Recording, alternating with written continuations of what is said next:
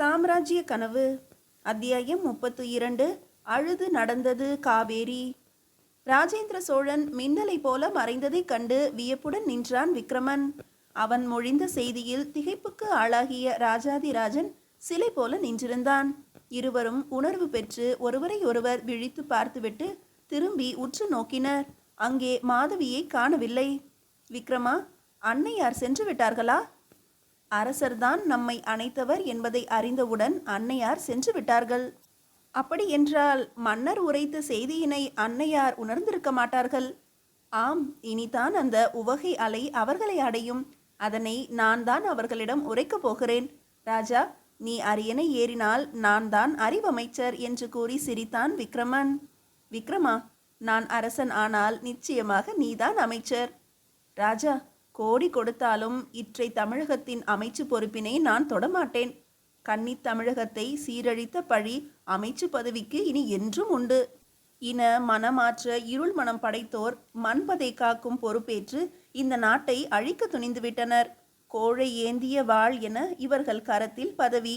இதனை கொண்டே நாட்டின் நலன்களையெல்லாம் பறிக்க வடவர் முயற்சி. ஆளும் ஆசை என்னும் கயிற்றினால் ஆகாயத்தில் பறக்கும் காற்றாடிகள் இவர்கள். இயக்குபவன் அந்நியன். மண்ணாளும் சிறப்பில் சிந்தை இழந்து மண்ணை பறிகொடுக்க முனைந்திட்டான் பாண்டிய பதியில் பிறந்தவன். என்ன ராஜா, கரும்பு நிகர் தமிழ் வளர்த்த நிலத்திடை அமிர்தம் விளைந்து விளைவிக்கும் பொருளினை பாரதம் முழுவதும் பரப்பும் என பழம்பெரும் பாண்டி நாடு கனவு கண்டது. ஆனால் மாறாக நஞ்சு பிறந்து தமிழக பொது நெஞ்சை கருக்குகிறது. செழியனும் தக்கணலாடத்து அரசனும் ஒன்று கூடி உருவாக்கிய சதியின் வடிவமே நாம் எவரும் நாட்டில் இல்லாத போது உறையூர் மீது படைகள் மோதியது. நம்மை அழிக்க வடவருக்கும் வடுவருக்கும் தூதுவிட்டிருக்கிறான். துரோகத்தின் நடமாடும் சின்னமான செழியன்.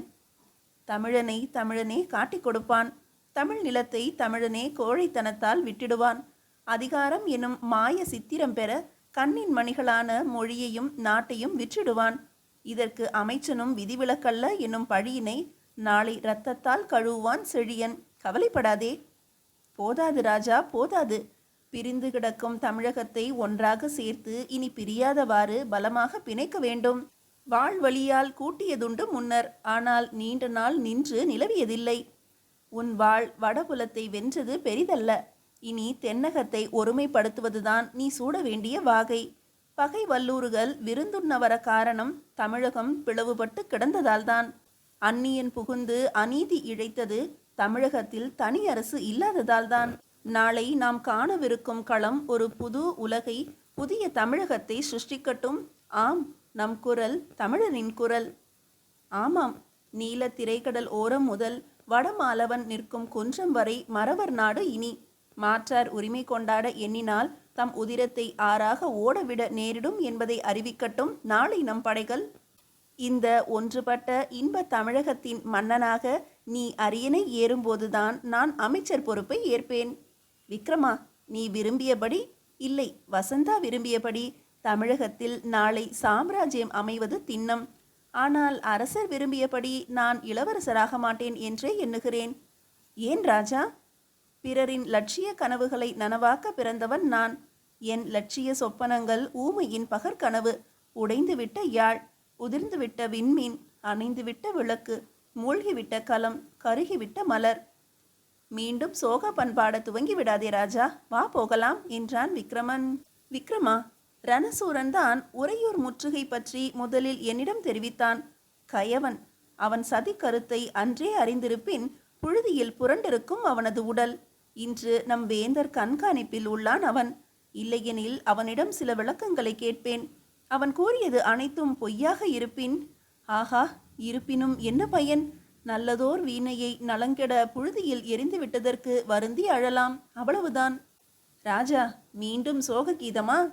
இல்லை விக்ரமா, நம் அரசர் தென்னவனை கூற்றுக்கு இரையாக்க வேண்டாம் என்று குறுக்கிட்டு விட்டாரே. அவர் கூறியதில் தவறில்லை ராஜா. ஊராள்பவனை உண்மை வீரன் வெல்லும் போது தவறிழைப்பவர்களுக்கு உடந்தையாக இருந்துவிட்டவன் உணர்வு மறந்த தமிழ் வேந்தன் என்பதற்காக அவனை மன்னிக்க கருதி இருக்கலாம் அரசர். விக்ரமா, தமிழகத்தை ஆளும் அரசன் தவறு இழைப்பனாகவே இருக்கக்கூடாது. இழைத்தால் இழைத்தவர் உயிர் பிழைத்ததில்லை. பிழையை மன்னிக்க மன்றாடியதும் இல்லை. தவறு இழைத்ததை அறிந்த போதே ஈடு செய்ய இன்னுயிர் ஈந்து இறந்ததுதான் வரலாறு. தென்னவனின் முன்னோன் ஒருவன் கண்ணீருடன் வந்த கண்ணகியை கண்டதுமே தோற்றான். பின் உடைந்தது சிலம்பு, தெரித்தது மாணிக்கம், உடைந்தது அரசனின் உள்ளம், பறந்தது அவன் உயிர். பிறன்மனை நாடி கதவை தட்டிய குற்றத்திற்காக தனது கையை கொடுத்தான் பொற்கை பாண்டியன். தேர் ஊர்ந்த கன்றை கொன்ற குற்றத்திற்காக அந்த தேருக்கே தன் ஆருயிர் புதல்வனை பலியாக்கினான் காவிரி நாடன். தங்களை உடலாகவும் மக்களை உயிராகவும் எண்ணினர் ஊராண்டோர். ஆம், நம் தாயகத்தின் நாயகங்கள் அவர்கள், சந்தேகமில்லாமல். ஆகவேதான் தென்னவனை, என் தந்தையை அன்புணர்ந்து ஒரு முறை கூட அப்பா என்று அழைத்து நான் இன்புற முடியாமற் செய்த அந்த அறிவற்ற அரசனின் ஆயுளை முடிக்க விரும்புகிறேன். பொறு ராஜா, காலம் இருக்கிறது.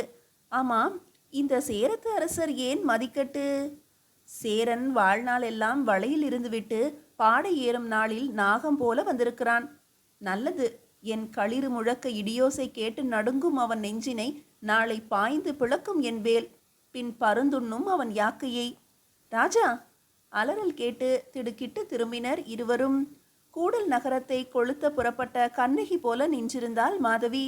விக்ரமனும் ராஜாதிராஜனும் பதை பதைப்புடன் எழுந்து நின்றனர். சீற்றமடங்கி மாதவி கண்கள் மங்கின. சித்திரம் போல அசையாது நின்றிருந்தாள் அவள். அம்மா, என்ன நிகழ்ந்தது? ஏன் இந்த பெருவாட்டம்?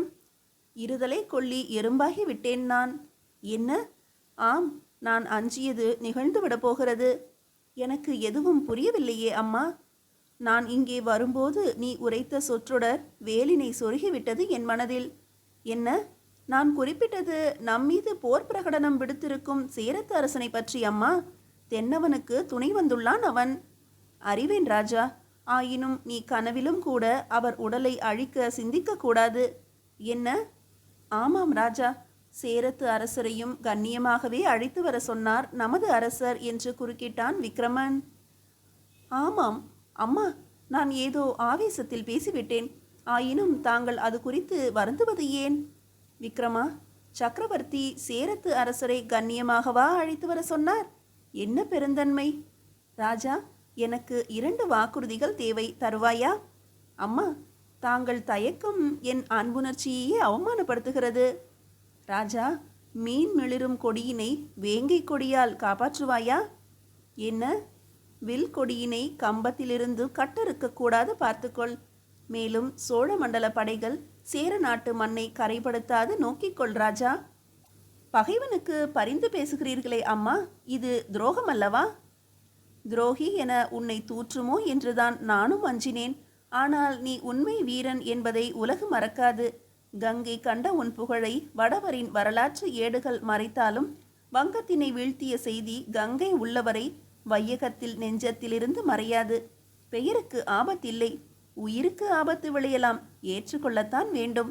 மனதிற்கு மாறாக இதுவரை நடந்தாகிவிட்டது. இறுதியாக சோதனை கட்டமே வந்துவிட்டது. செய்யாமற் செய்த உதவிக்காக போதுமான கைமாறு செய்துவிட்டோம். அம்மா, எனக்கு ஒன்றும் விளங்கவில்லையே. ராஜா, சேரத்து அரசர் சிறந்தவர். அவர் உடலும் உதிரமும் எனது போன்றவை.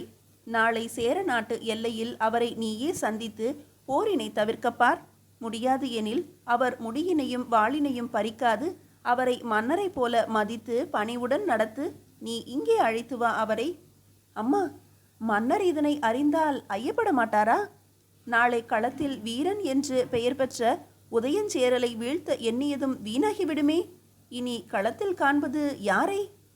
போரில் உயிரினை கொல்வதில் ஆனந்தமா ராஜா? இல்லை அம்மா, என்றாலும் என் தந்தையை கொன்ற செழியனோ ஒரு கோழை, அரசாளும் அவன் அண்ணனோ அந்த கோழையின் சொல்படி ஆடும் பாவை. அந்நியனுக்கு அரியணை தாங்கிய அலியை பிஞ்சில் பழுத்தவன் என பெயர் சூடியவனையா நான் எதிர்ப்பது?